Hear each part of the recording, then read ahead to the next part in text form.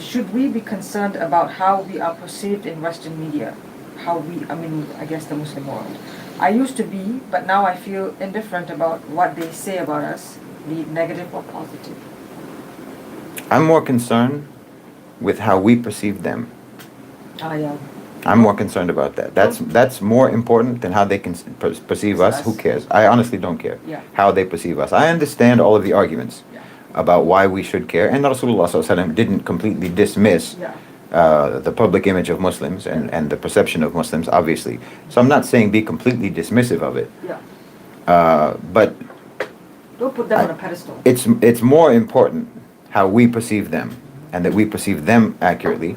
And then it should go further than that, which is they should care how we perceive them. That's what needs to happen. We reverse it. I don't care what you think about me, but you better care about what I think about you. We're not talking about people with a track record on civilization. Yeah, that's what I'm saying. That's what I'm saying. We have to, because, they're lying about us, yes. They lie about us all the time. But they don't do anything but lie about themselves. Please, And it's very dangerous when we believe their lies. The lies that they tell about us is actually just so that they can justify being hateful and violent against us, which is something that they are going to be anyway. They are creating a justification by making up lies about us. They create a justification that enables them to make it look like they're doing something good and right and just by being oppressive and violent towards us. But they're going to be violent and oppressive towards us anyway.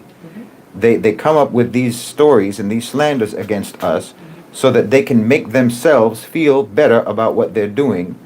Because, like I've said before, it's very important to them to look good without actually needing to be good. But the problem when we believe their lies about them, this is devastating for us. That's a catastrophe if we believe their lies about themselves. Don't tell yourself that the way they perceive us is why they do what they do to us. It's not why. That's not why at all. They're going to do it anyway. And Allah subhanahu wa ta'ala already told you.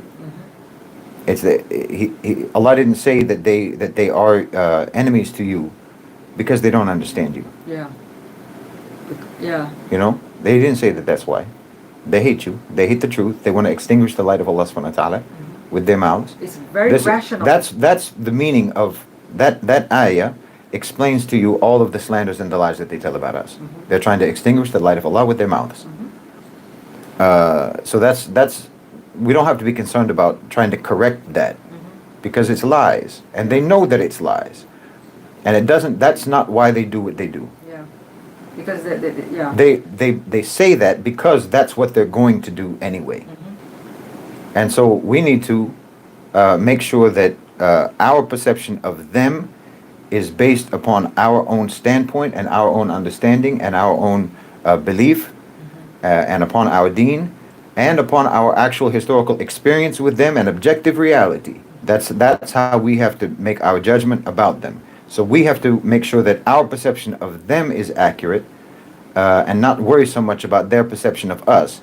Rather, they should be worried about what our perception is of them, because that needs to also come with consequences. In other words, we're not necessarily going to have anything to do with you.